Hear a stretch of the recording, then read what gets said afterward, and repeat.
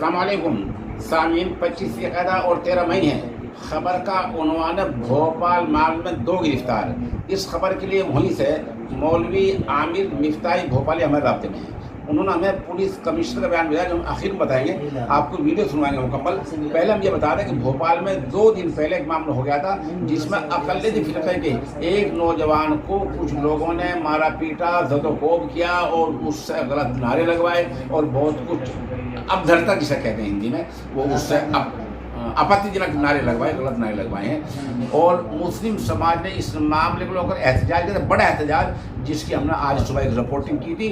और अब आप पुलिस कमिश्नर बयान से 2 आदमी गिरफ्तार किए जा चुके हैं और पुलिस कमिश्नर कहना यह है कि बाकी तलाश जारी है।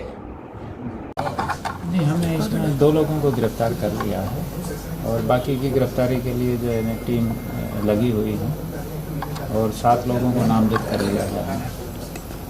कल भी सर जिस तरह से काफ़ी भीड़ इकट्ठा हुई, नारेबाजी कर रहे हैं, देर रात भी काफ़ी हंगामा हो, तो इसको पुलिस किस तरह से सामने नहीं, पिछली रात काफ़ी लोग इकट्ठे हुए थे, तो उसमें हमने अपना पूरा इंतजाम कर रखा था। एक जगह पत्थरबाजी की घटना हुई थी, तो उसमें भी हमने अपराध कायम करके 2-3 लोगों को हिरासत में भी लिया है।